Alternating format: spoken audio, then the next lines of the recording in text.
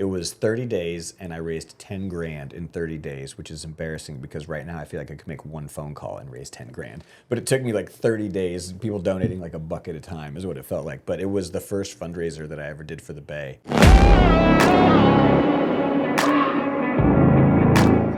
Ladies and gentlemen, welcome to another episode of the 402 and Out podcast. I'm your host, Connor Wiesman, and with me today, I have the legendary Mike Smith. And for those who don't know, Mike Smith is an entrepreneur, public speaker, movie director now, which we'll dive into, and he's very well known in the Lincoln community. I can remember in my entrepreneurship class learning about this man a little bit as he's the founder of the Bay, and we'll dig more into that. And I just remember like hearing his name all the time around the College of Business when I was taking business classes at UNL. And I'm like, seems like a pretty cool guy. I didn't think too much about him after I graduated. And now I see that he's been doing a lot more than just finding companies. He's doing movies and public speaking. And I'm like, I have to get this man on my podcast. And here we are today. So, Mike, I appreciate your time and joining me on this podcast. Of course, man. Thanks for having me. Always excited to come on to the local Nebraska podcast scene. Share my story, chat a little bit. So thanks for having me, dude. Hey, this is local supporting local right here. I like it. I love it. So I like to go in this time machine where we hop in this and then we go all the way back to your childhood before you started the Bay, before you found out entrepreneurship is your career, your life, and movies and all that. So let's go in this time machine, go all the way back in time. And can you talk about your childhood, where you are originally, like what part of Nebraska were you from as you've been a Nebraska native, and what was growing up like for you? Yep. So I originally grew up in South Dakota. So, oh, really? Yeah, Rapid City, South Dakota. So, like, have you ever been up there? I have been up there. My buddy got married there a couple of years ago. Isn't it great? It's great. I love just the nature part of it. Yep. My buddy's parents' backyard was just cows and hills and all that. It was pretty badass. Very cool. Very cool. So, you grew up there, the Black Hills. That was, we were there till I was 13. And so we moved halfway through my 8th grade year to Imperial. And Imperial is, western Nebraska. I always crack up, when you're in Lincoln or Omaha and people think like Grand Island is western Nebraska. And like Kearney to me is like, central Nebraska. North Platte is like, you're still west, but like Imperial's out there. Like it's close to Colorado. It's close to Kansas. And so growing up out there, it was a big culture shock at first because there just wasn't a lot of diversity, but there wasn't a lot of other things to do besides kind of play the traditional sports or do like the traditional sort of activities. And so I was a kid who was into things like jujitsu and skateboarding, and we were listening to like punk music and rap music and things. This was like true mid-90s. And so like with the culture that is being brought back via nostalgia, like this was really those days. And so growing up there was like, you learned a lot, but that was where I fell in love with basketball. And basketball really was like the thing when I close my eyes and think about Imperial and like what I really cared about and like mattered to me the most. In those days, basketball was definitely the thing. But I learned a lot and met a lot of like my friends' dads were huge mentors. I had coaches out there that were awesome. Still friends with people who coach there still. When it's a small town, it really is kind of family, and so you end up with the people that you love for the rest of your life. You'll have frenemies for the rest of your life. You know how it is, like the whole thing. But yeah, definitely was South Dakota, and then did all of high school in Imperial. So how big was Imperial when you were there? Population size? It's like 2,000 people. How big was your graduation class? 42.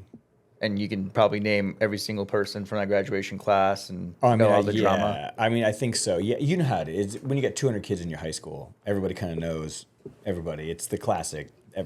Everybody was. It's so different today because kids are so much more. There's not like you just sort of did this or that. They kind of do everything. You know what I mean? Like you can play sports or be into this or be into that. But back then it was like these kids played sports, these kids did these things, these kids did those things. But when there's like 42 of you kind of everybody has to do everything is what it sort of felt like. Do you ever feel homesick being away from South Dakota? No, I don't think I've ever felt homesick for like a place before. Maybe now for like my home now, but like I never. South Dakota was cool, but I think Imperial was like a different kind of cool. Like they were both fun for different reasons, and I enjoyed both of them for different reasons for sure. So you graduated high school. Where did entrepreneurship come out of? How did that all start? For me, it was after. I don't think that I understood entrepreneurship as like a college kid. I didn't understand like the business side of things, but I was really good at like coming up with some crazy idea. Or like I started painting and I convinced my apartment complex to let me like paint other apartment complexes and get paid. So I was like the one painting all of the apartment complexes, and it was like my best side hustle through college. So I like paid for my vehicles and my like I bought like a boat, you know what I mean? So like I always had multiple streams of income, but I always kind of worked for like a nonprofit where I was responsible for either raising money or the whole org had to raise money, so we had to help raise money. You know what I mean? It was like I've always kind of done that, and that doesn't pay very well. So then I always would go get some like side hustle thing that actually was like how I made money. And so I always had like an impact job, and then would go find another creative way to make money. But it was always things like mowing or painting or some kind of blue collar work with your hands job that a 20-year-old kid can do. But for me, it really was my actual first crack at entrepreneurship. This is funny. I've never told this story.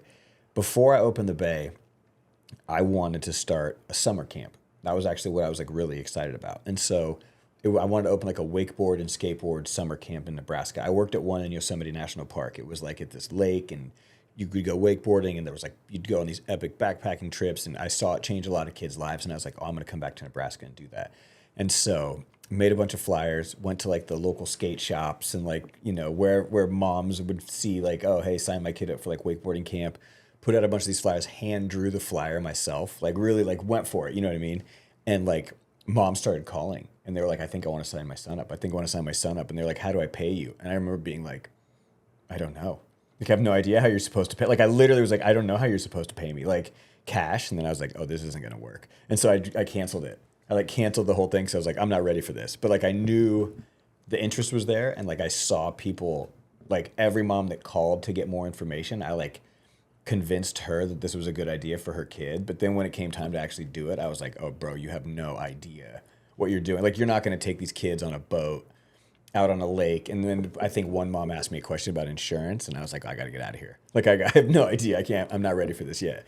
And so that was my first crack at it. How old were you, for context? Oh, I think I was probably 23. Yeah, I was probably 23. And I was like putting out flyers like, I can do this. And so at that same time, right after that, I moved to California to get mentored by the guy that owned that summer camp. And so I moved out to California. You know, you go out there, and he said to me after a couple weeks of like my little internship or whatever I was doing, he was like, you're not a camp guy. And it like broke my heart. I was like, what do you mean I'm not a camp guy? Like, this is my dream. And he was like, camp guys fundraise and plan for 9 months and then program for 3. And they run a really good 3-month program. He's like, you're not going to plan. You're not going to fundraise. He's like, you're just going to hang out with kids all year round and then try to have like a summer camp, and it's not going to be great. And he was like, you just need to open up a place. He's like, you're a place guy. Open up a place where kids can go every day. He's like, that would fit you better. And that was really like the seed idea for where the Bay came from. And he was 100% right. Like, 9 months of fundraising and planning was not how I was going to spend my time, but like opening up a place and getting kids in there every day, that was much more likely. And so it took a few years for me to get to that. So I was like 23, 24, and then at 27 was when I opened up the Bay, and that was when it started. But I was still a social worker working at Cedars when I opened the Bay. So I did both at the same time. So can you explain, for those listening and they've never heard of the Bay ever, can you explain what the Bay is real quick? Yep. So the Bay is, the easiest way to describe it is it's like a third place for youth. So home is your first place, school and work is your second place. We all have this like third place that we want to go. For athletes, it's the field or the court or the ice or the pool or whatever. For you get older, it might be the pub or the golf course or whatever, but there's this place that you go. For some people, it's like the gym or the yoga studio or Pilates or spin or whatever. Like, you have this place that you go where your community gathers and you kind of build your identity. And for young people, that place is largely gone. Like, it doesn't exist. So the internet has become their third place. So they find these little pockets of the internet where them and their buddies hang out and they play video games and talk to each other and exist. But we know that the loneliness is through the roof, and you know the social emotional issues that this younger generation have are really high. Well, I grew up getting dropped off at like a YMCA every single day in Rapid City, so I know the power of a place to go. And so that's what the Bay is. The Bay is this place where kids can go that's kind of uniquely theirs, and the programming inside of it is the things that they love to do. So it's things like skateboarding, music, fashion, content creation. And so there's you know, they have podcasting studios in there that they can do this exact same thing from, but there's also like sewing machines so they can build their own brand if they want to build their own brand. And then it turned into a public high school. And so now Lincoln Public Schools, we partnered with them in 2021, and juniors and seniors go to high school there, and it's like a CTE, so it's like career and tech focus. So it's business, marketing, infotech. So kids have, they create business plans, they get mentors. It helps them kind of figure out, is college for me, is entrepreneurship for me? And then there's a program we created called Gap Year at the Bay for 18 to 24-year-olds who aren't enrolled in college. And so it's like a college alternative program, and they can go get certificated pass and all these cool different innovative programs. And so it really is this incredible youth space. It's open late on the weekends. The kids run the programs, but every time I describe it to people, everyone, it's like to an adult, they all say, "Oh, I wish that place existed when I was a kid." Like that's the exact kind of like response we get, and that's my favorite compliment. So it's this incredible place, scaling, opening another one in Omaha, and then trying to help communities figure out how to open one in their town. Can you talk about the very beginning stages of how the Bay came, the idea, and you have have or had a partner that helped you out with that too, right? Well, at the first, so Bay 198 was what it was originally called. And Bay so 98? Bay 198. Okay. So the way we got our name was in the mall, which is where our first location was. It was like Sears was Bay 200 and Radio Shack was Bay 199. And then our location was called Bay 198. And they were like, "What are you going to call it?" And I didn't have a name picked out, but I needed to put signage up. So I needed to put a sign on the front and a sign on the back. And there was a red sign on the back of the door that said Bay 198. And they were like, "What are you going to call the skate park?" And I looked at it and I was like, "Bay 198 is kind of dope."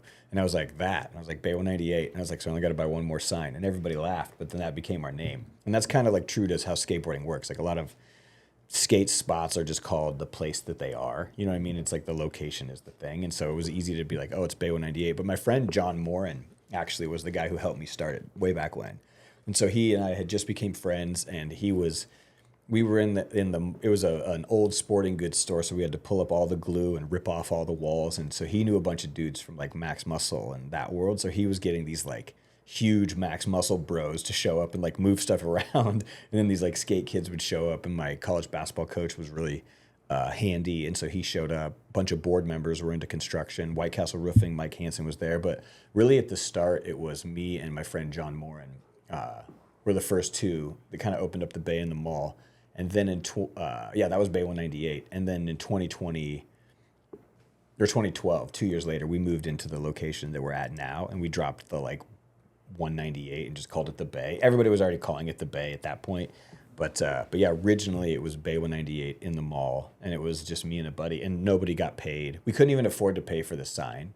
So like we like ducked the sign guy for like weeks. He'd like show up for his check. We like didn't have it, and so we were like saving cash, and he eventually like cornered John, and we had to give him like emptied like the cash register and pay the dude for the like that's crazy, the Bay 198 sign. But it took a week. We had to seriously like duck the dude for a minute because it was just like such a bare bones start. Was this Gateway Mall? Gateway Mall, yeah, absolutely. It was in Gateway, like in between. Sears isn't there anymore, and like that whole part of the mall kind of got renovated. You know where the bowling alley is in the mall? Yeah, that's where the skate park was. Really? Yeah. Okay. Yeah. As a college student, I went there all the time. Of course. And I think it's like round 9 or something right Yeah, now. exactly. So that used to be a skate park. That was the skate park, yeah. And then what was moving from the mall to where the Bay is currently now? Like, what was that moving process, right? Like trying to find the building or the land. Did you have to start from the ground up, or was it already up there? It was the assistant athletic director. His name was Bob Burton.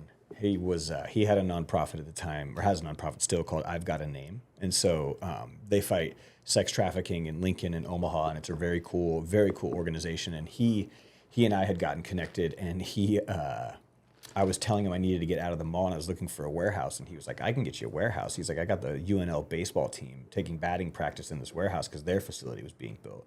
So we drove over to this warehouse, and it was awesome. It was just all fenced in. Like the Bay has really tall drywall walls that block it off now, but it was all just like cages and fenced in. And when I walked in, I was like, "Oh, it's just an indestructible old warehouse. Like it's perfect for what we needed it for." And so we like took the ramps apart as small, like, how do you say this? Whatever the absolute least amount of taking the ramps apart we could do to get them into a truck to drive it over there, like to drive it across town. It was like the sketchiest move of all time. Like ramps were huge, like things were attached to the trucks in ways that was just like so sketch, but we didn't want to like take everything all the way apart and have to rebuild it all. And so, but it took like 9 months, I think, for us once we moved out of the mall to like fully rebuild and open the new space like that you see. And then you're the founder of the Bay. Yeah. Do you still own the Bay, or? And so no, you don't own a nonprofit. Okay. You know, I mean, that's like kind of how it works is like you don't ever, nobody owns it. And so eventually those things kind of become run by a board, run by the staff, you know, like they really do take on like they become a real company is the way that I try to describe it. And so there's this very real thing called the chasm. And it's this like business term. And so it's called crossing the chasm. And so it's like a big bell curve. And it talks about how there's like the early majority, and then there's like this innovative group, and then there's this like chasm, and then there's everybody else. Most founders never make the jump to this side. And so this part right here is where innovation and creativity and disruption and failing, and it's like scary, and it, you know what I mean? It's very uneasy. This is maintained and a lot of structure and systems and processes, and you have an HR team, and you know what I mean? You have like it's like a real company. And so I always call this the pirate ship, and I call this the tight ship. And I was not meant to captain a tight ship. Like I was meant to captain something that was a little more loose and a little bit more.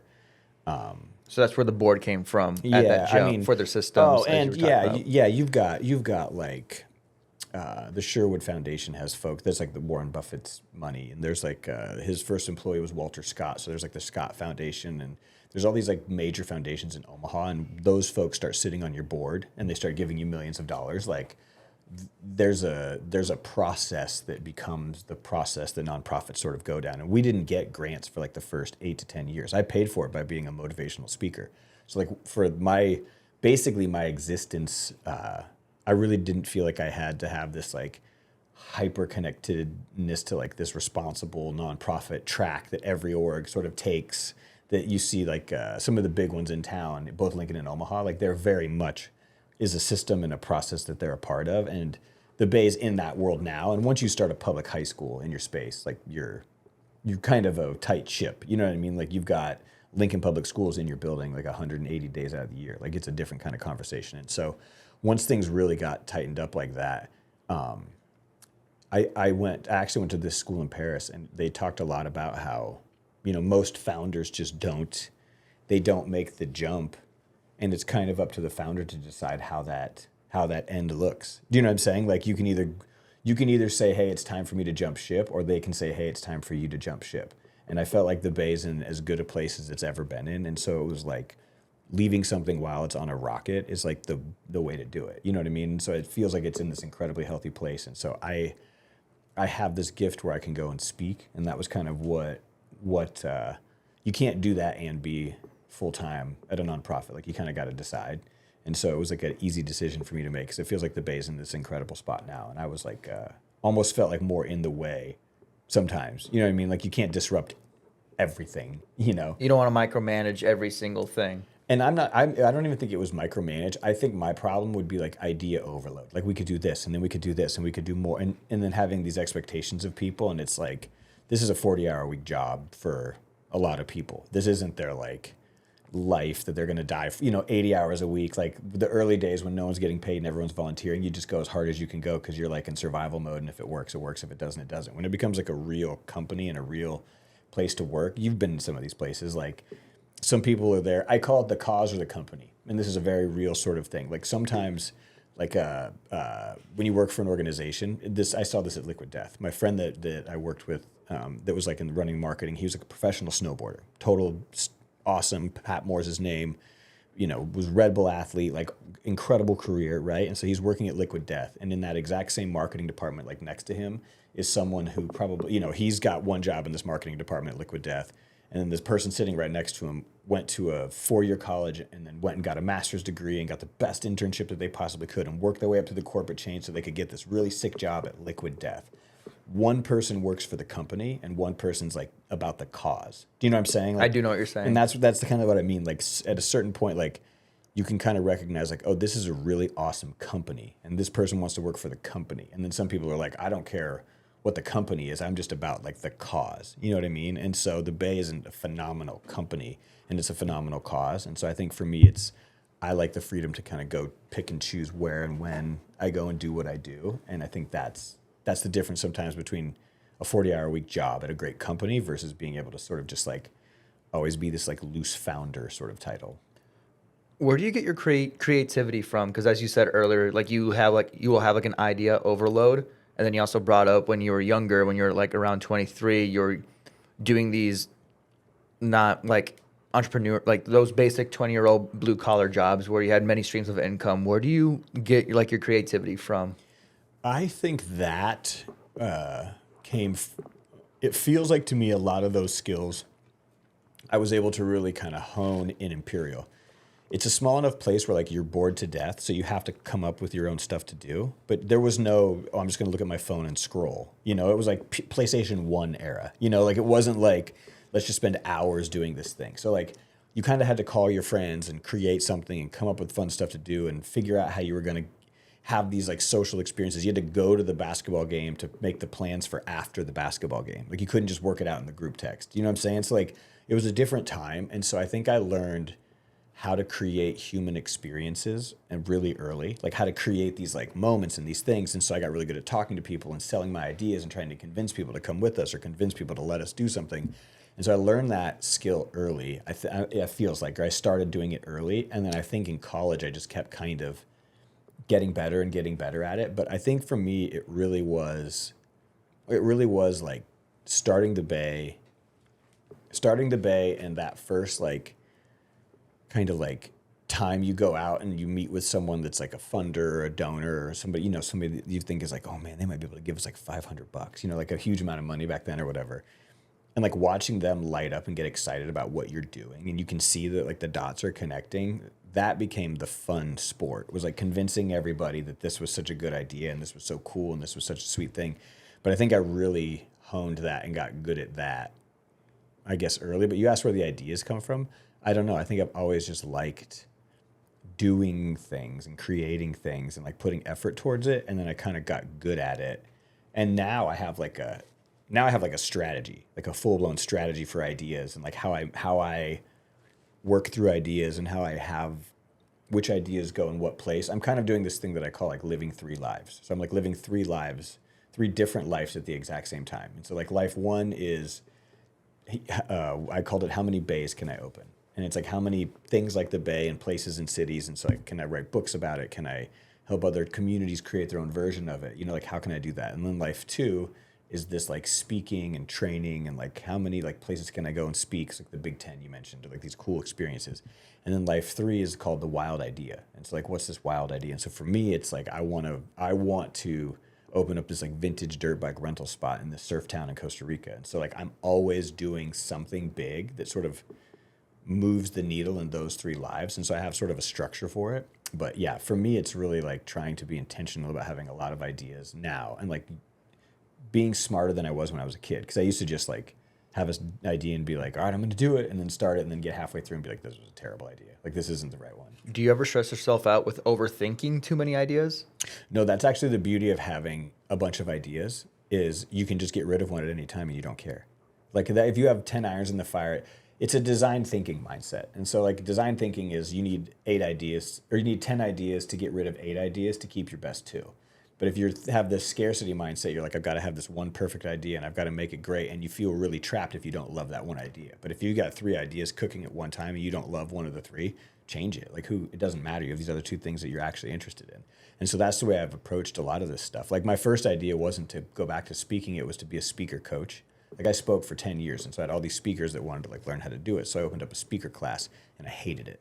Absolutely hated it. I was like, teaching speakers how to speak was not something I enjoyed at all, but I did it and it was really successful. And I think people would have signed up and I probably could have had this like career opportunity to open up like a speaking, cohort and class every year and like teach people how to do it. And I just did not enjoy the work of it. But had I put all my eggs in that basket and said, oh, this is going to be my career now, which I easily could have done, I would be doing something I didn't love. So I was glad I tried it, did one big thing, like prototyped it is what you call it, hated it, and was like, I'll never do that again. And so it's been a very good way for me to learn what I love and what I don't. But I don't get overwhelmed. If I don't like something, I'm just like, oh, you're done. Like that one's over. I got 6 other things that are dope over here. Like there's no reason to stress out about this bad idea. That's the way I think about it. How much impact has the Bay brought to Lincoln? Oh man, I don't even know if you can quantify it at this point. I think about it this way all the time. where you graduate high school from and like the places that you grow up as a kid are things that you talk about for the rest of your life. Like when you get to college, you answer that question, you know, where are you from? Where'd you graduate high school? And for the kids that graduate from Bay High, for the rest of their life, they have like the coolest story. I asked them like when you talk about where you graduate high school, one of the kids was like, oh, I always go last. He's like, I always go last because everybody asks the most questions about mine, and which is true. And so it's like, I think that it would be hard to even quantify the impact, not just in Nebraska, but there's one opening in Omaha, and the amount of work we've done statewide. Like, yeah, I don't even know how you could possibly quantify it. So you brought up, like, before you started the Bay, you tried to do this summer camp at Yosemite, you said? Well, I worked in Yosemite and learned, and so I was going to do it in Nebraska. Oh, okay. Yeah, That's yeah, what yeah. you meant. So it sounds like you've always wanted to impact the next generation of kids. Why are you so passionate about working like with kids, for kids, and like the next generation? Yep. When I was in high school and I was trying to figure out what I wanted to do, I had this conversation where I was like, I want to just like help people and have fun. Like that was kind of my like lane I wanted to be in. And so my school counselor was like, work with kids. Like she didn't say teach, coach, you know, camp, nonprofit. It was like just work with kids, because that's kind of the world where you get to like help people but have fun. And so youth culture was always something I picked. And honestly, part of the reason why I picked it was like it felt like the kind of work that, like, if you're a coach or if you're working at a summer camp or if you're working at like a nonprofit, most of the time it's like kind of fun. You know what I mean? Like what you're doing isn't like terrible. And so I was like, oh, I'm going to do that, because I knew I wasn't going to be like an accountant or a doc. Like like the smart people jobs were not something that was going to be mine. And so the like human sort of centric, like people centric jobs was going to be what I was going to be good at. And then I think once I started working with youth, I started studying youth culture and like understanding youth culture and following the things that drive youth culture and just like really trying to wrap my mind around what makes it work and what makes it go. And so then you try to become like an expert in the thing. But yeah, I think at the original start, it was just like, of all the people-centered stuff you can do, working with like youth was by far the most fun. And that was what I was kind of looking for. So as an entrepreneur, who have been your mentors throughout your entire entrepreneurship career? Yeah, I think that some of the best mentors I've had have been like, there's another speaker who's an entrepreneur. His name is Pascal Finette. And I think Pascal has been someone whose career I really appreciated. Like he had this tech company, really big career. He does what I do now. And so I can call him and kind of ask, like, how do you speak corporately? How do you frame these things up? How do you think about these things like tactically? And he's been really helpful. But sometimes what I have found, you know who actually has been, it's our connection, I think, in some ways, but Dr. Hanna from the University of Nebraska.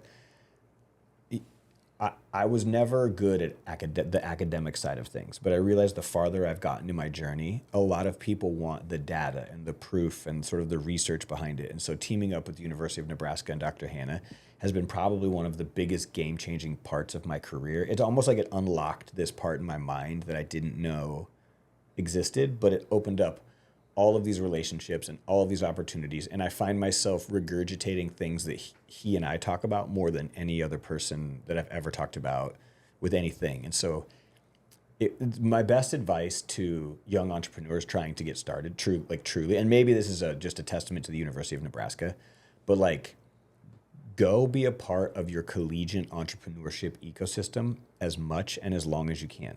Because it's like, that's where it goes down. Like entrepreneurs only gather in so many places. There's these like entrepreneurship conferences, of course, like you're a couple times a year and you can go to those things.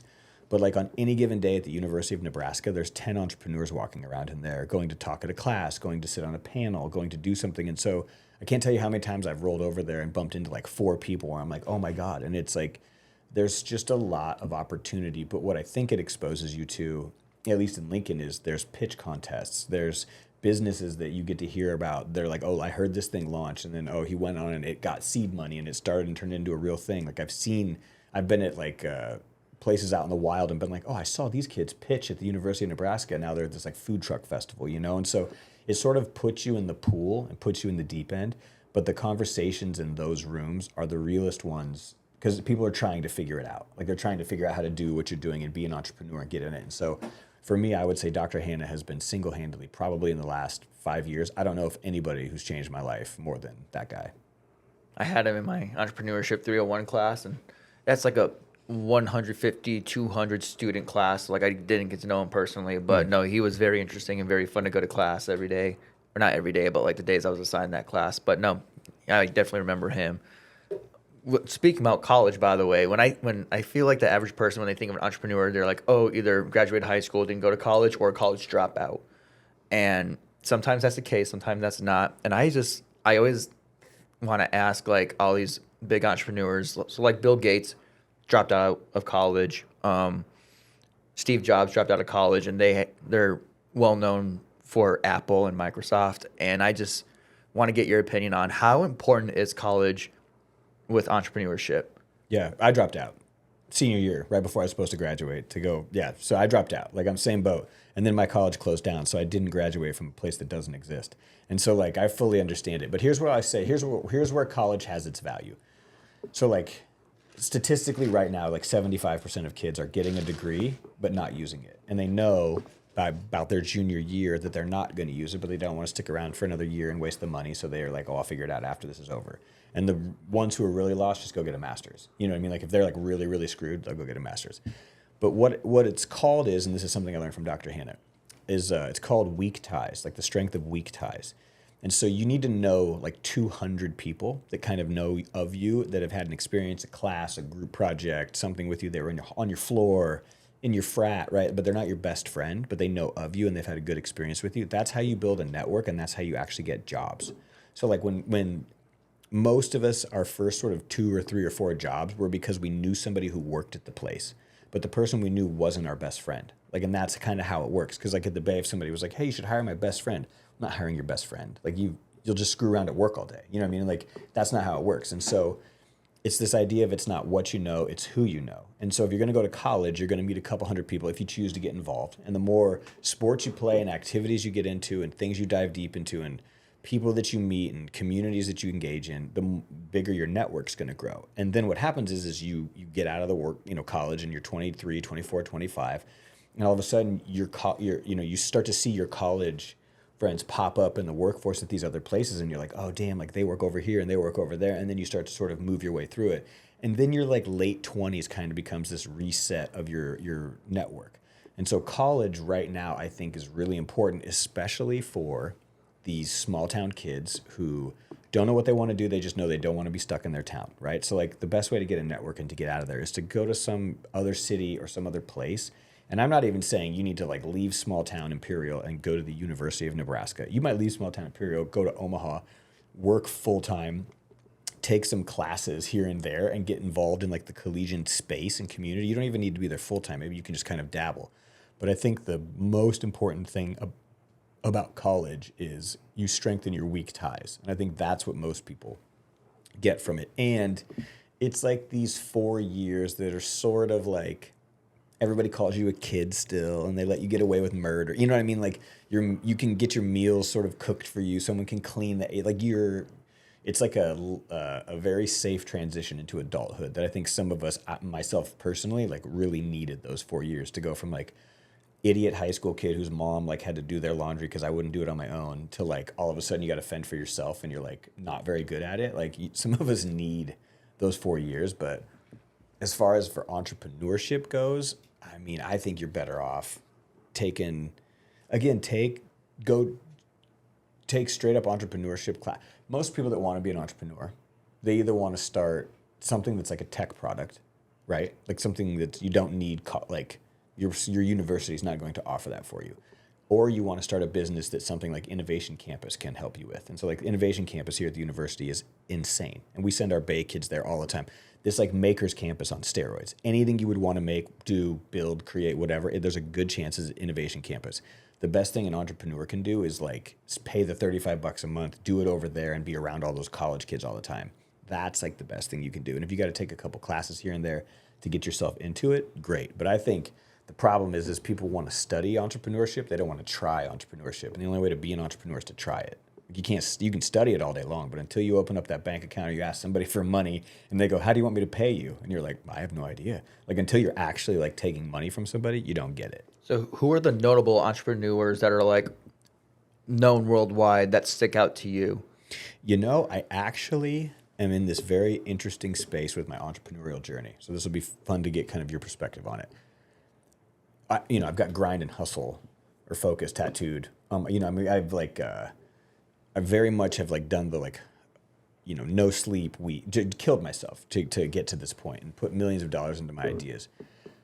But there's this like Dr. Hanna, again, a story from him. He was like teaching in Rwanda, and he showed up to whatever he was supposed to do. And like, I think day one, everybody was like an hour and a half late. And so he was kind of like, dang. Day two, shows up to the place, he gets there on time. Everybody's like an hour and a half late day two. So he goes and he's like, what's the deal? And they kind of like laughed at him, and they were like, Americans have a watch, in Rwanda we have time.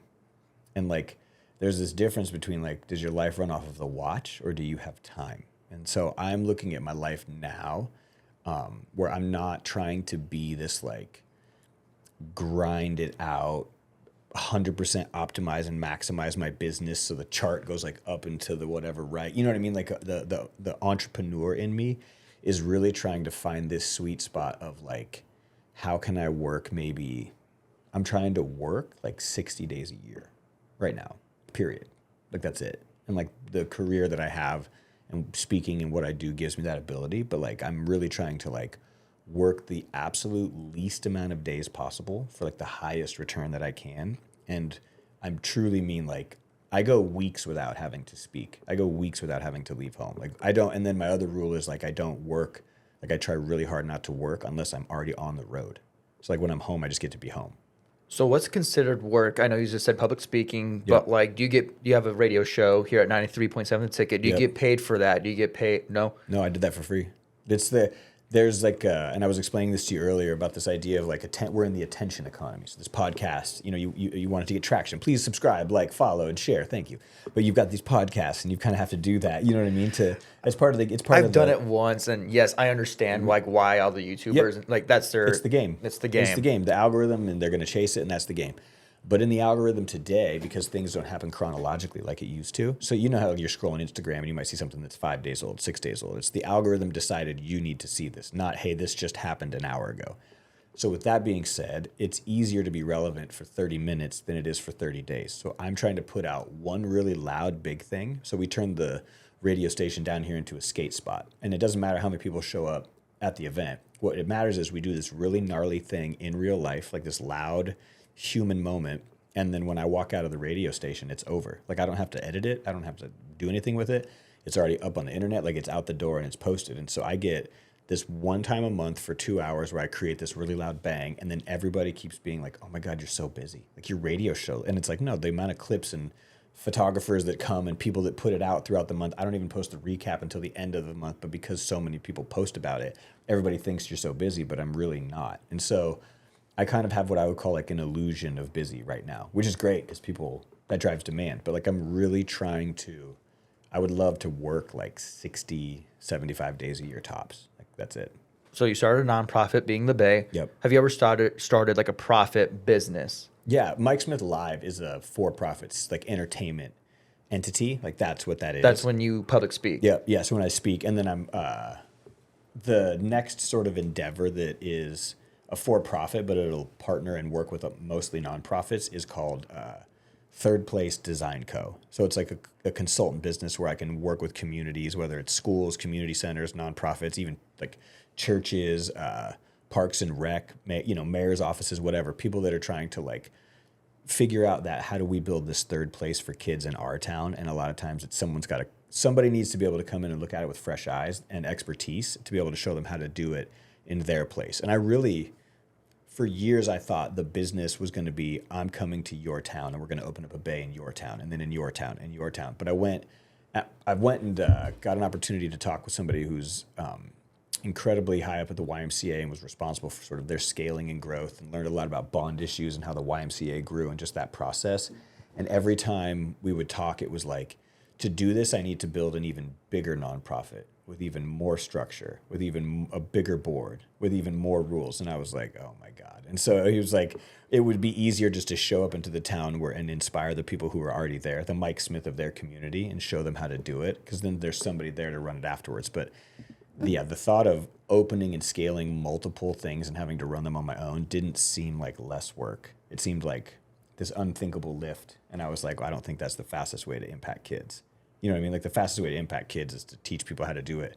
I can teach a new community every day. But if I opened up one, it took me 15 years to get the Bay to the point where we could open up a second one. You know what I mean? And so it was like the time factor was just too great to scale like that. And so you brought up public speaking a little bit in this interview. I want to deep dive more into that. Sure. What makes you so passionate about being a public speaker? I don't even know that I would say I'm passionate about being a public speaker. I don't think that.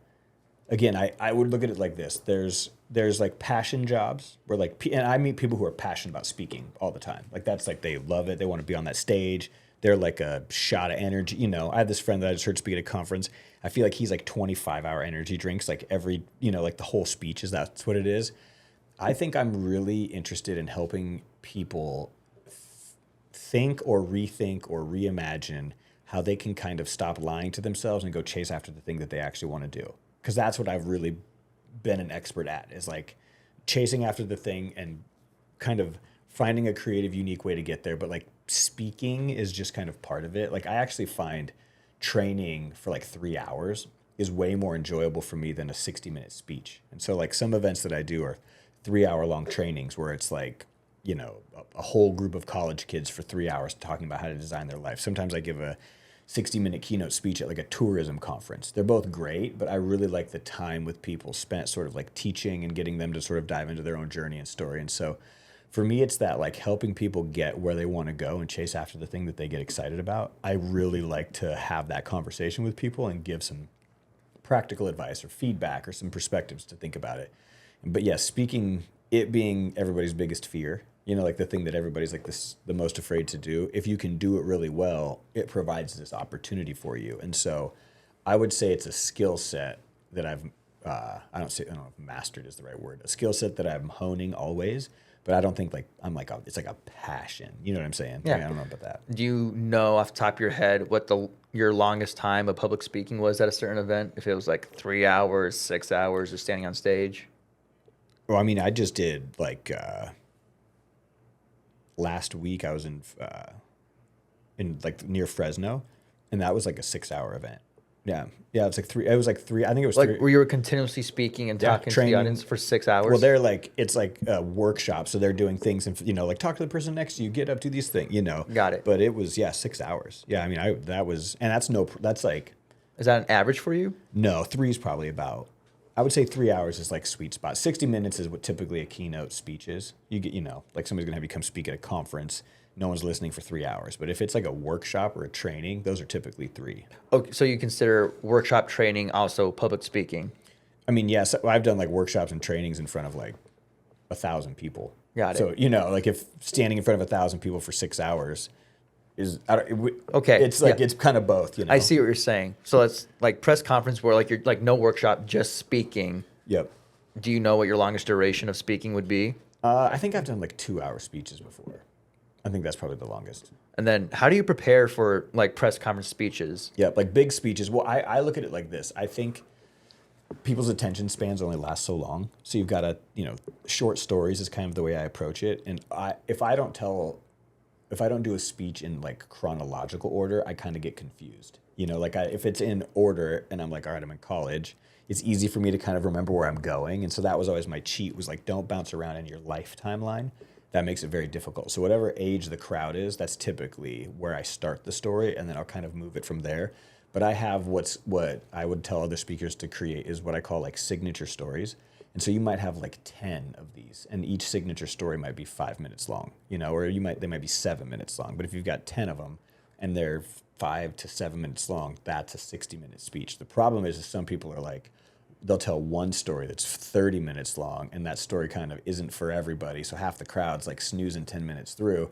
But if you've got 6 different stories or 7 different stories that kind of have like a point and a theme and a message, and it's all sort of tied together, there's a good chance people are going to remember 3 of the 7 or 4 of the 7. But if you're shooting your shot that they're going to remember like one whole big long story, most people, that's why they hate motivational speakers. It's just this like one big giant sort of sob story. Yeah, or like it's a sentence with a million commas is what it feels like. But I try to treat it more like a movie where there's like false peaks. There's a lot of jokes. Like you got to be funny. But yeah, I think the way I look at it is like signature stories, and they're 5 to 7 minutes long each one. And if somebody, because sometimes they'll be like, you got 60 minutes, and then the whole program gets thrown off, and they'll be like, hey, we're really sorry, you only have 45. And that's where you're like, it's cool.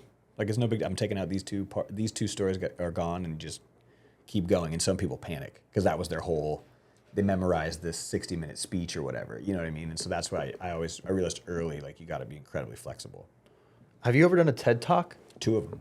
What's that like? Because when I think of public speaking, I think of TEDx or like TED Talk on YouTube, and high school teachers will put up a video of a TED Talk, college professors, and those are like actually so interesting. So what's that like? I think I didn't get it, to be honest with you. Like, if I could have them both back, I would redo both of them for sure.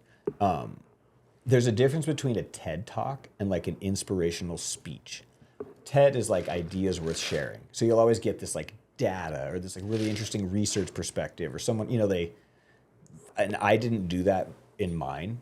I just didn't understand it. I was like, oh, sick, I'm doing TED and I'm a motivational speaker. So I just kind of did a thing.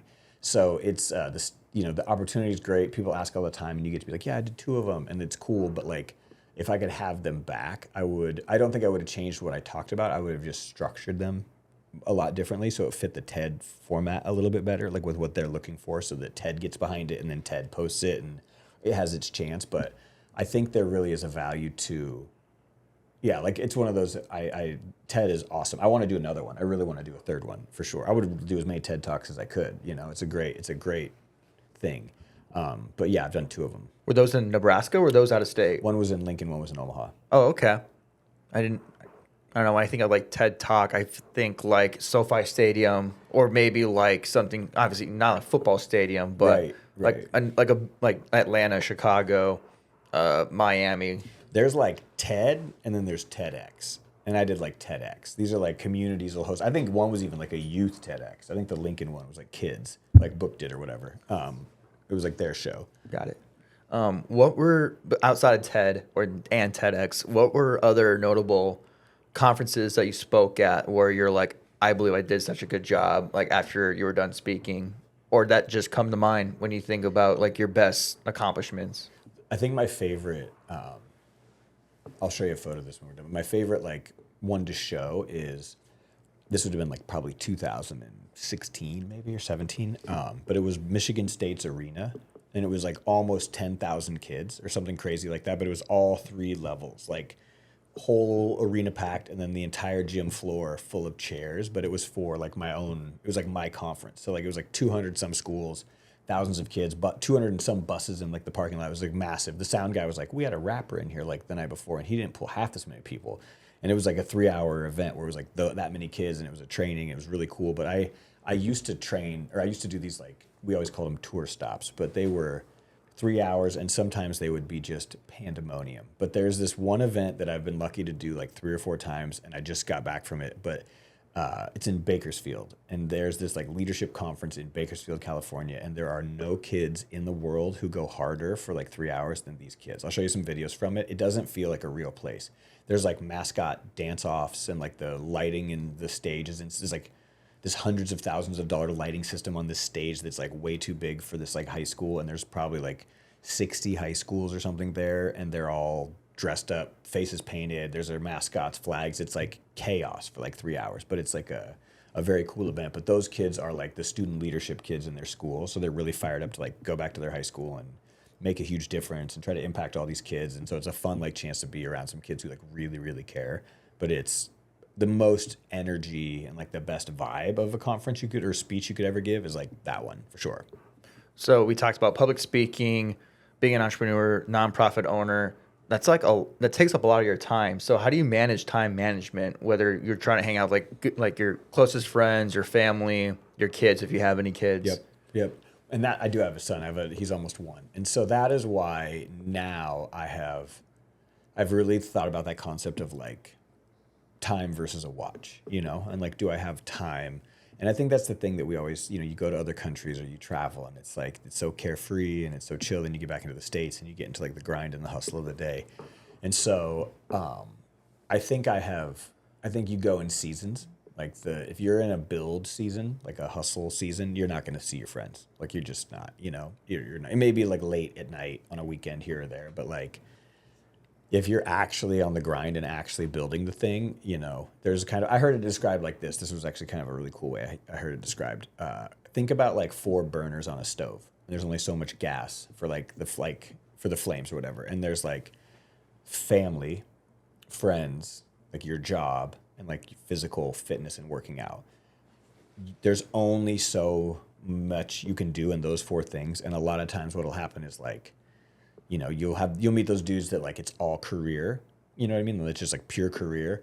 And then they focus on their physical health because it's like the thing that they need so that they can continue to work. But then they feel like they've neglected their family or they've neglected their friends. Or sometimes you meet those people that are like, they're always kicking it with their friends, and they're always hanging out with everybody, but they're not this like budding entrepreneur that's like out killing it. Like they have a really thriving social life and that's what they love and that's what they care about. And it's like awesome for you, but they're not like out trying to be an entrepreneur. And it's like, you got to kind of decide where the gas and the effort is going to go. And like early on in my career, it was like, oh, you just cranked the work one. Like it was just in your 20s, you just floor it because you don't have all these other like sort of responsibilities and things. But yeah, I would say like,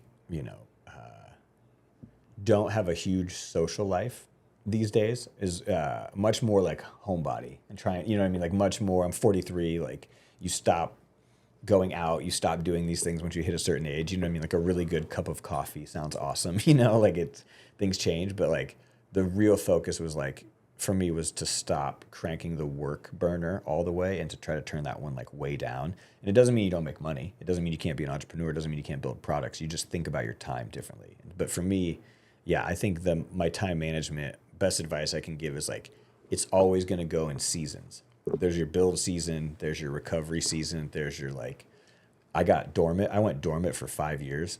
Really didn't speak, didn't talk, stopped being a speaker for 5 years. Stopped training and facilitating. Didn't have a podcast or a radio. Like didn't do any of this stuff. I honestly went I went to so many different. I went to school. I got certified in things. I got trained. I went and did further learning, a lot of growth stuff. But like, it sounds like a lot of behind the scenes. Tons. Oh yeah. I mean, yeah. Oh yeah, absolutely. Like I went and got everything from strength finders to like a certification at Stanford to a storytelling certification and story brand that I use a ton. Like just, went to school in Paris and got this like executive master's in scaling and growth. Like I really went back to school and tried to learn some things, but there's just seasons is what I would say is like, it feels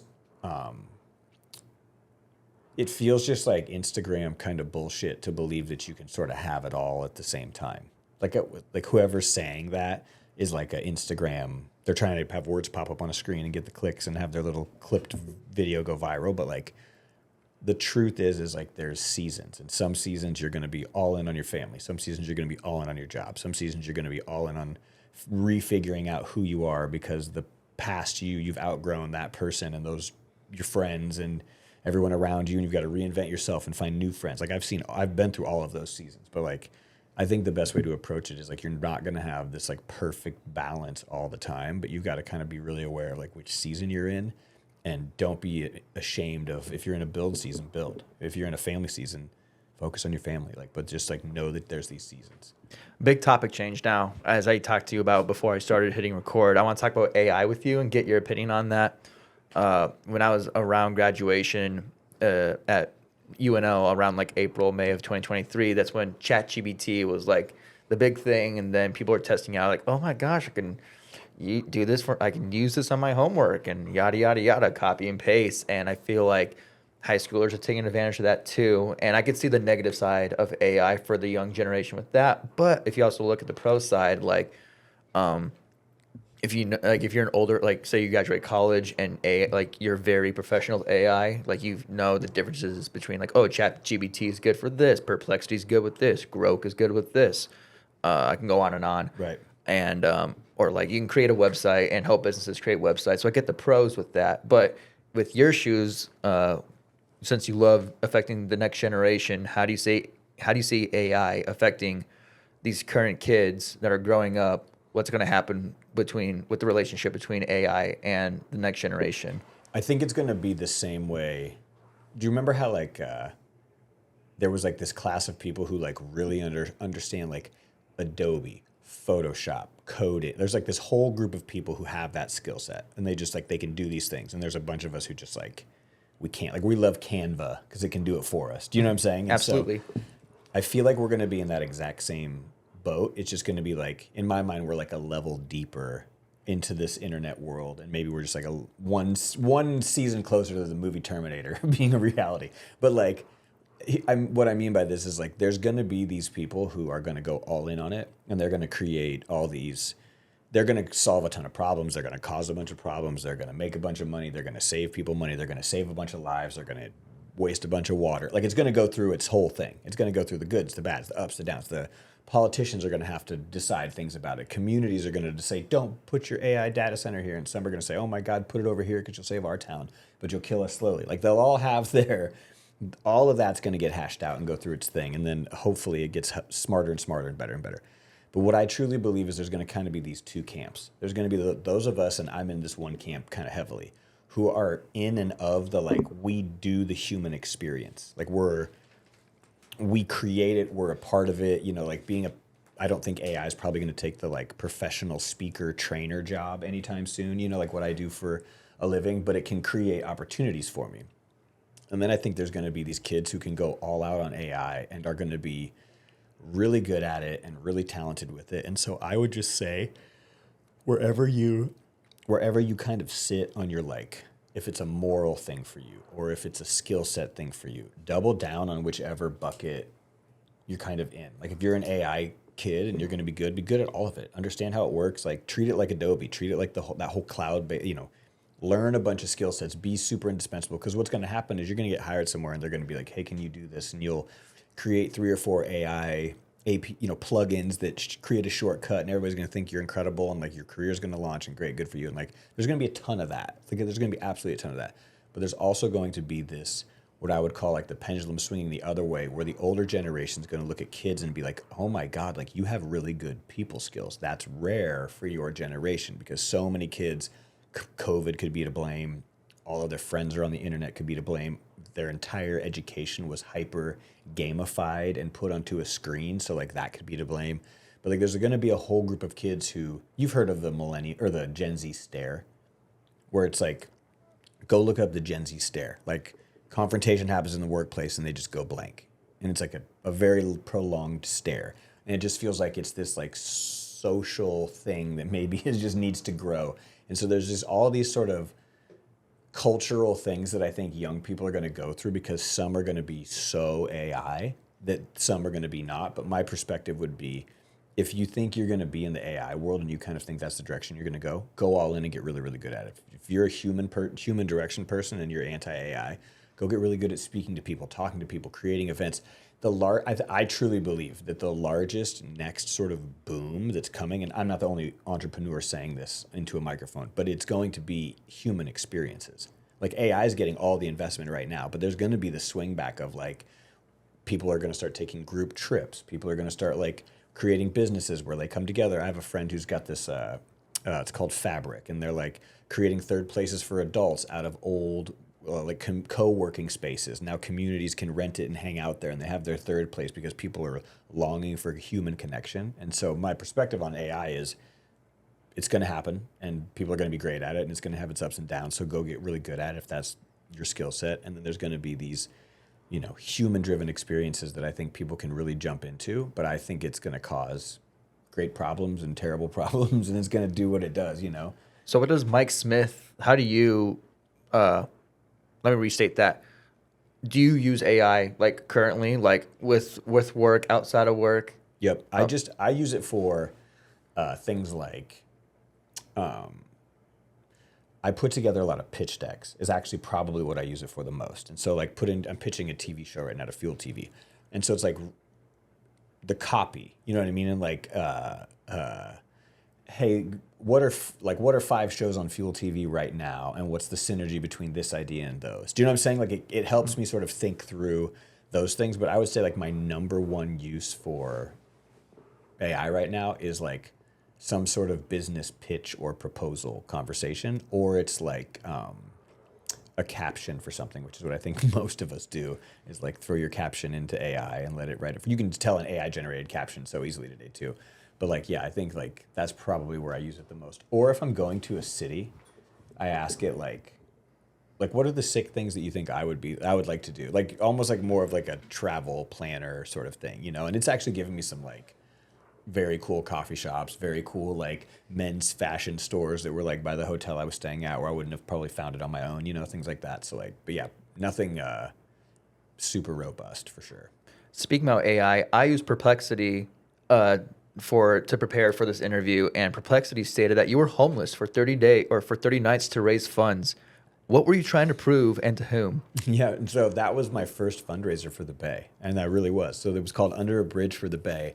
It was it was February, so it was like -10 the first night that I slept outside or something crazy. Like a cop pulled up and was like, tried to take me to the shelter because it was like so cold that they were like, "You'll die out here," and I was like, "No, like I'm trying to sleep out here," and he was like, "You can't," and I was like, "No, I'm not like actually homeless down here," but like it was 30 days and I raised 10 grand in 30 days, which is embarrassing because right now I feel like I could make one phone call and raise 10 grand. But it took me like 30 days, people donating like a buck at a time is what it felt like. But it was the first fundraiser that I ever did for the Bay. And the second fundraiser that I did was I skated across the state of Nebraska. It's like started in like Scotts Bluff and skated the whole state. Like on like the dirt roads and No, Highway 34, like north of I-80. There's like there's like the highway north. It was like there's I-80, the train that runs by I-80, and then there's just like this old highway, and so we skated that thing like from Scotts Bluff all the way back.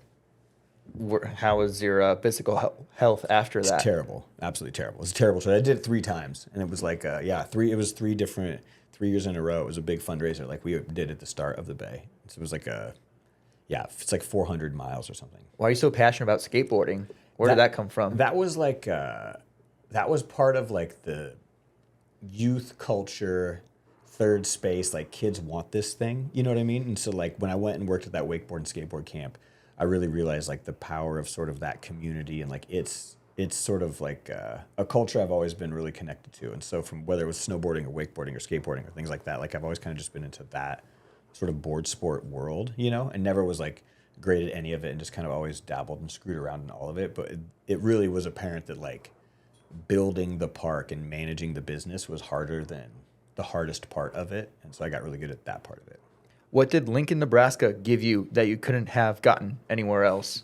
There's no community in the world that I've seen that it's once you break into it, it takes a second to get past the walls of like, are you legit in this community? But once you get into it, it really does take care of you, believe in you, celebrate you, support you. Like the mayor is a phone call away. The president of our chamber is a phone call away. Like getting this radio show was like a conversation with a buddy. And then before you know it, you're having conversations with the owners of the radio show. Like Lincoln really is a small enough place that if you have a really good idea, the access and opportunity is right there for you. And so I think what it honestly gave me too was a place that I'm really proud to call home.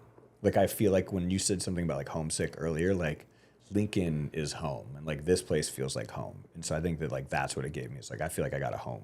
So do you see yourself living in Lincoln the rest of your life?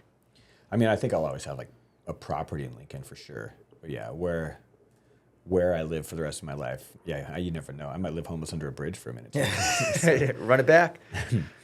You teach people to turn limitations into innovation. But where did that idea come from in your own life? So when you start, even starting a public high school inside of a skate park, like that is incredibly, what about the liability? And what about, you hear all the things that people worry about. So I call it breaking the rules inside the lines.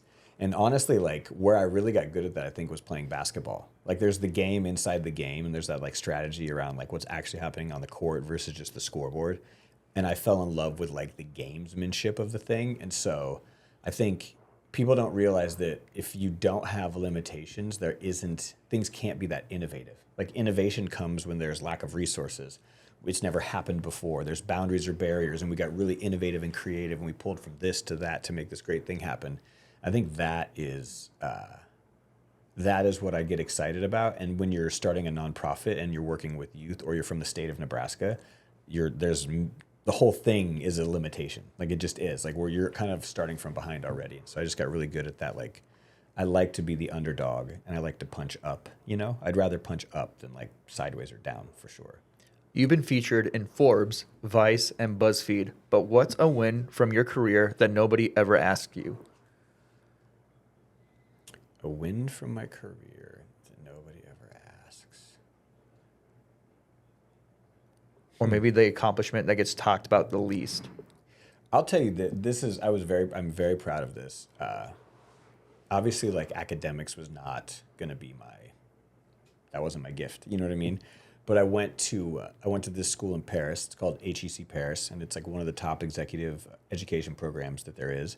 And they have a pitch contest, and it was like a lot of folks I was the only American, and I won the pitch contest, and it got like published in an academic journal. And then Dr. Hanna did a case study about the Bay and its growth and sort of scaling. And I think that there's these like really cool academic sort of moments that have been very unexpected probably in my later. You don't go back to school, or you don't find yourself in like college or like higher ed in your 40s very often. You know what I mean? And so for me, I think those are the ones that I'm really proud of. But I think the one that I'm just shooting for now is like I just want to be a really good dad who was like really present and was really like my time went to that, you know? And so I think that's the one that if I'm shooting for one now, that like it's hard to think back pre having a kid, you know, like what did I care? What mattered, or which thing mattered the most? But like for right now, it feels like the thing that I'm the most excited about is like I want to be a good dad in the middle of all this. That's awesome. So you said your baby son is 1 year old? Yeah, he's almost one. So I guess within the 1 year he's been your son. What's the number one thing you've learned so far taking care of a baby?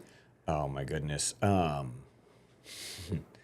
It's like I think when I was a kid, I was like super scared of the responsibility. Like, oh my God, like I got to deal with like every day, you know, like every night, it's always there. Like you can't, like the no off days thing, I think was something I was very nervous about. But I think that it's so interesting because you love the thing so much that like you don't care about that. You don't even think about that. You're just like really hyper focused on like him or it or her or whatever you've got, or however many you've got. But like, yeah, I don't know. He went to Portugal and Italy with this last a couple weeks ago, and just getting to show him the world and like him getting to see the world like that, it just makes me want to continue to like, but you know, he's only one, so he's not going to remember it. But by the time he's old enough to really like fight for himself and fend for himself, I hope he feels like the world is a really accessible, small place that he can get to any corner of it or do whatever he wants in it. And I think that comes from like the perspective your parents give you. And so for me, I want to take that kid and show him the world. I'm really excited to do that. If a younger version of you showed up at the Bay tomorrow, what would you tell him and what would you not tell him? Let's say like 21. Yeah. I would say just keep listening to you, bro. And like, and I mean this, and this is like probably not super popular for most people, but like, if you're going to be an entrepreneur, you're gonna lose a lot of people close to you.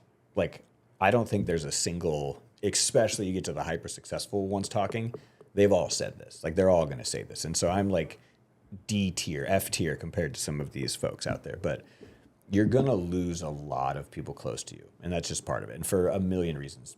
Jealousy, petty, they'll think that you picked the thing over your friendship. You know, I mean, there's a million things that'll happen. But I think that like the number one skill set that I've recognized that the best entrepreneurs have is if you ask them who their number one fan was, they would 100% tell you it was themselves. Like 100%. 100. It's not their partner. Most of them aren't even, a lot of them aren't even married.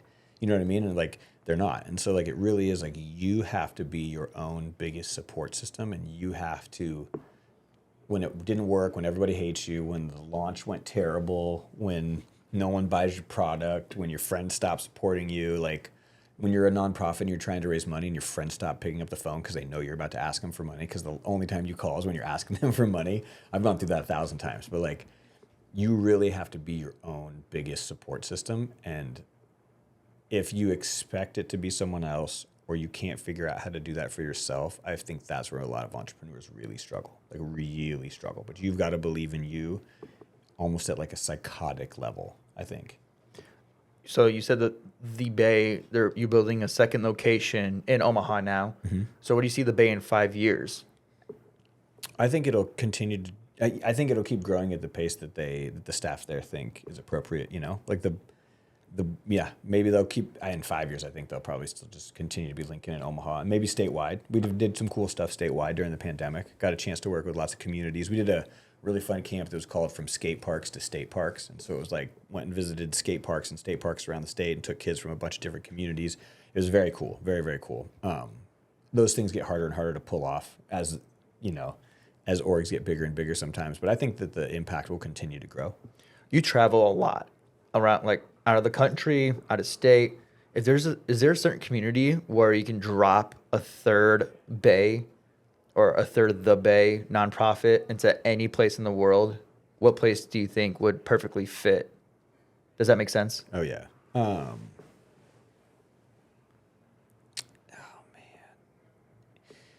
man. It goes back and forth because it's like any large, like urban kind of metropolitan area would be great. But also there's that like oh my God, there's nothing to do for these kids. There's no hope in this. Like, there's like, I always think about like some of these reservations where there's like nothing, and things like that. But I would say, for me, there's like the New York LAs of the world are really, it would be great in a place like that. Probably some place like New York where it's colder. You can skate outside in California. That's why the Bay is great, is because like it's in the winter you can skate there. But yeah, I'd say probably like a New York or like a Tokyo would be kind of dope too. I would love to do it in another country. Let's jump into the last thing you've been doing recently, and that's being a movie director and producer. For those who don't know, Mike over here just published a short film called Prairie Pirates, and I guess we can just start off, like, how did that idea come up? What's the film about? How did it all go down? So there's this dude in Scottsbluff named Jim who has collected vintage motorcycles for like since the 60s. And so he's got this fleet. I heard about him from my friend TJ, who buys old Honda or old bike parts off of him. And he's like, you got to meet this dude, Jim. And so I hear about Jim. I hear he's got this collection. It's like unbelievable, probably millions of dollars worth of bikes, kind of a thing. So I hit up Vanna magazine. It's like VAHNA, Vanna magazine. I hit them up and I'm like, yo, like there's this dude, you guys have like this, there's like this very cool magazine where they tell all these awesome stories. And I was like, you got to come out to Nebraska, tell this guy's story. He's like selling all these bikes. And I was like, this is going to be really awesome. And then I never heard back from him. And so I was like, I took that personal. Then like a month after that, they send out an email that's like calling all storytellers. And I was like, oh, and I like felt called out because I'm always telling everybody like, go chase after the thing, like go do it yourself. And so I was like, all right, if they're not going to tell the story, I'm going to tell the story. So I get this crew together, we go out there, and I was like, I'm going to shoot this film. I watched all the films from the year before. There were no comedies or anything like that, or like satirical documentaries. And so I made like a satirical documentary. It's like a joke, and everybody was acting in it. But we start filming, and like it's Jim's scene, and we get there, and like the bikes have been terrible the whole time, and we're going through all this, like we're not sure what the movie's even going to be about because like the bikes didn't work. And we get there, and Jim's like, Kawasaki started in America right here in Scottsbluff, Nebraska, or Gearing, Nebraska. And we're all like, what? Like, what? Like, I'm like looking at him, looking at the cameraman, and everybody's like, is this true? Like, is what he's saying even true? And come to find out, like, Kawasaki didn't start in Lincoln, where everybody thinks it did. It started 7 hours down the road on the other side of the state in this tiny little dirt bike shop. And the first ever Kawasaki's weren't even Kawasaki's. It was this other company, and they just took the logos off of it and put Kawasaki on it, and took the speedometer off it and put a Kawasaki one on it. And so they sent 4 bikes over to Scottsbluff to have those guys do that, like take the logos off, do the things. And Jim has the first ever bike from the 60s. And so it's like, so he's telling us all this, and you're like trying to wrap your mind around how much is true, how much is not, what's real for this movie, what's not. Plus he's telling the story. And so it really kind of started with this like, hey, there's this really cool story in Nebraska. He's selling these bikes, and once they're gone, the story's kind of gone. And then it turned into this like, oh, hey, there's this film festival. Let's go win this film festival. But I didn't want to shoot a documentary, and so I didn't like hyper focus on Jim and his story and this long documentary and like this thing, because that was every other film. And so we used like a little part of Jim's story.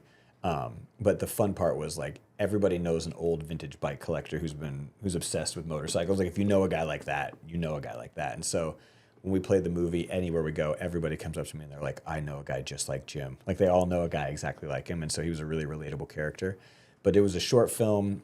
we got third in the Vanna Film Festival, and then it made it into this Adventure Moto Film Festival, which is in Kendal, in the UK. So I like flew into Manchester.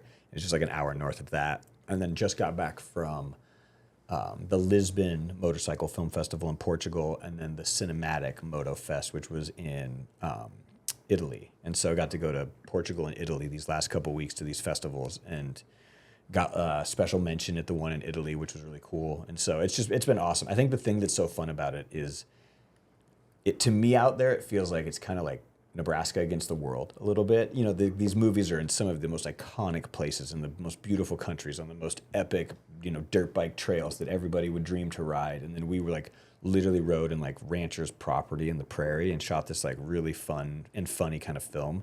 And my favorite response was how many people would come up to us and be like, oh, I can't wait to ride dirt bikes in Nebraska. Like, I've never been to America, but I want to go to Nebraska.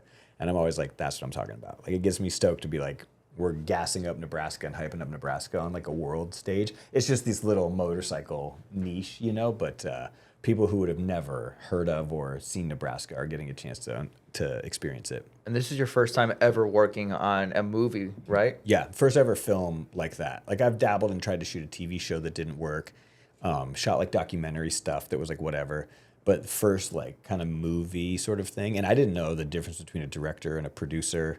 When the first film festival was like, congratulations, like, we'll send over your laurels. And I didn't even know. I had to Google I think I asked ChatGPT, like, what are laurels and why do they matter to film festivals? Like, I didn't even know what those were. And so there was a lot that I didn't know.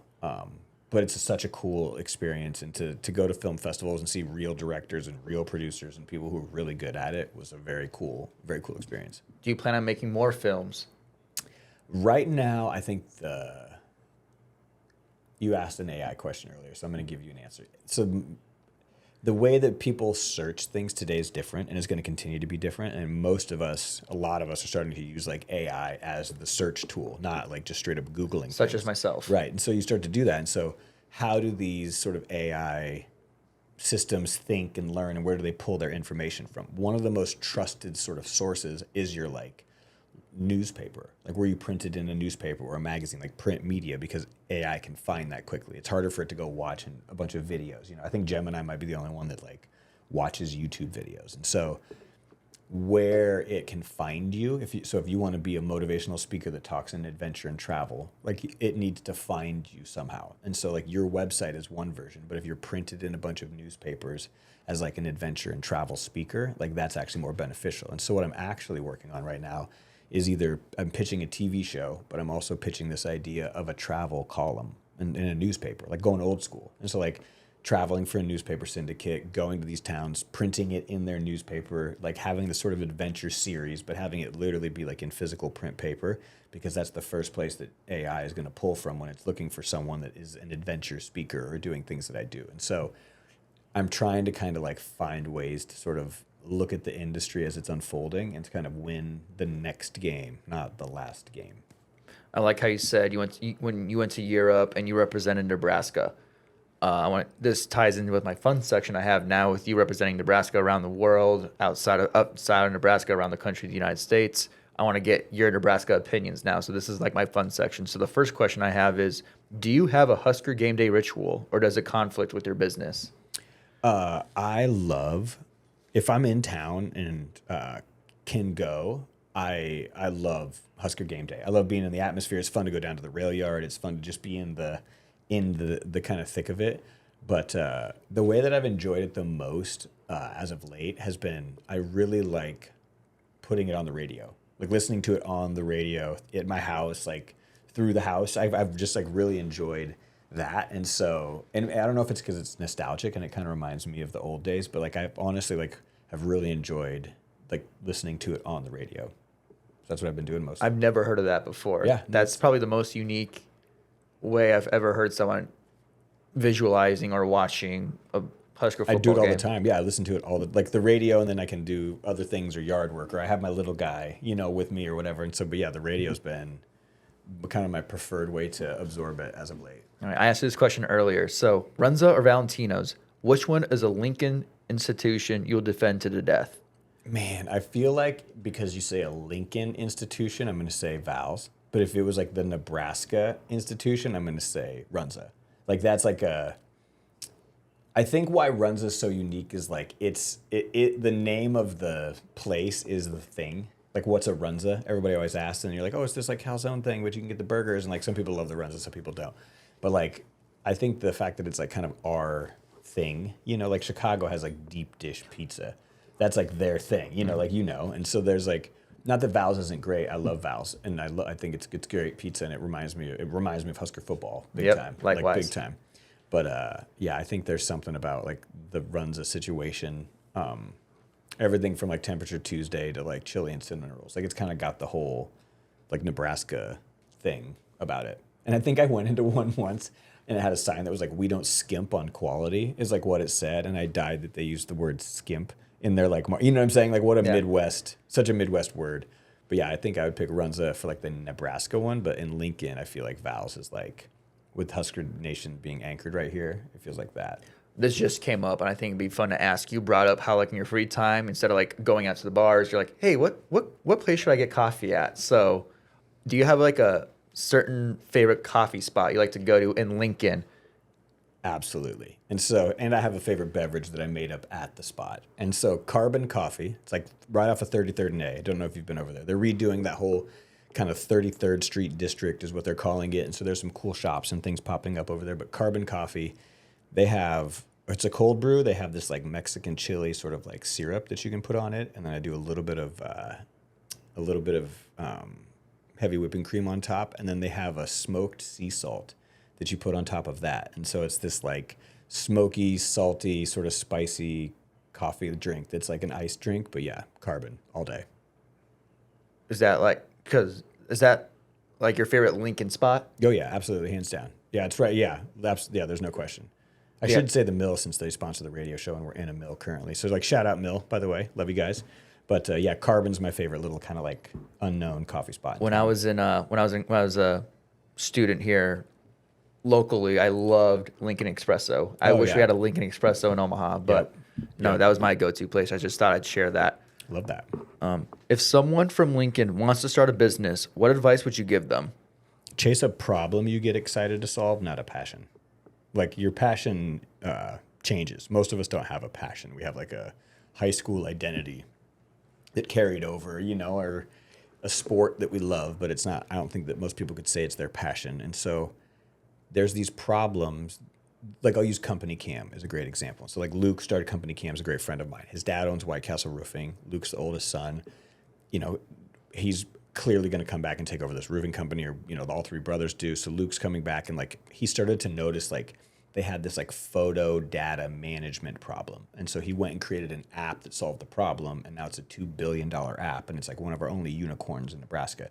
But it was like he's not passionate about roofing and photography and like a photo app that tracks you. Like that's not his, I wouldn't say that was his passion, but it was a problem and it was a damn good idea. And so he wakes up every day and gets to kind of like chase after this problem that a lot of people have, and he gets really excited to solve it.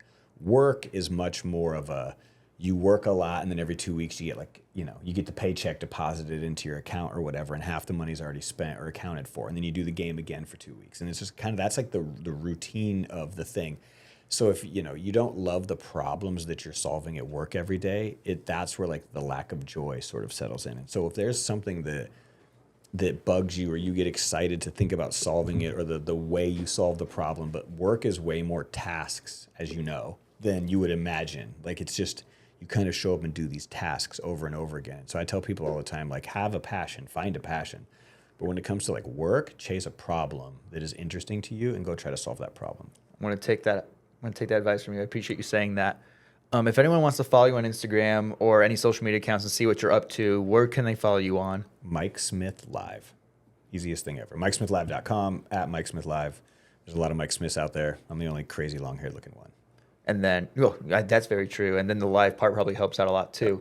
And then lastly, can you talk about what you have a radio show here at 93.7 The Ticket. Can you talk about that just for a little bit? Yep. So it's once a month. It's called Culture and Coffee, sponsored by the Downtown Lincoln Association and the Mill. And my job, what I'm hoping to do is just pull people in who have kind of a culture impact on our state or our community. So it could be we had a fraternity in once. We've had community leaders in. We've had politicians in. We've had all the kind of the fashion and thrift kids in. And so the goal is really just to create a place where we can talk about the culture and kind of the cool stuff that goes down in Lincoln. And then we turned the coffee shop into a skate spot for an hour. And the radio station was like, hey, we can get a lot of gift cards. And I was like, to skateboarders, like, that's as good as cash. And so every week it's a different skate obstacle and then a different sponsor. So they might be skating for Chick-fil-A one week and Lila Mae's the next week or Freddy's after that. And we build all these crazy different sort of skate obstacles in here that they can skate. But for me, it was,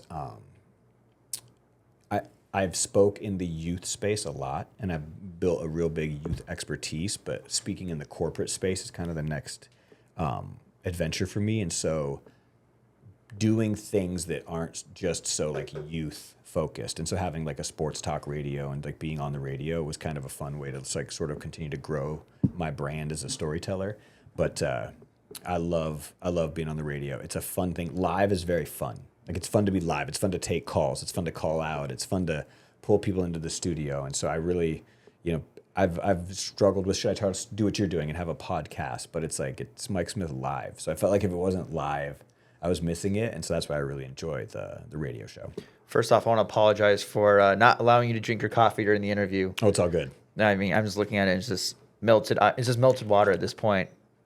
I'm going to take it down anyway. No, but there's caffeine at the bottom of that cup. Oh, It's got my name on it. I didn't think about that. So, but no, Mike, I super duper appreciate you joining me on this podcast. I learned a lot from you, and I hope my audience did too. And any last words for this episode? No, I would say just go out there and find a wild idea and chase after it. Hey, I appreciate you, Mike. And everyone else listening, thank you very much for tuning in. And then, as Mike said earlier, please like, subscribe, and comment. I would deeply appreciate that.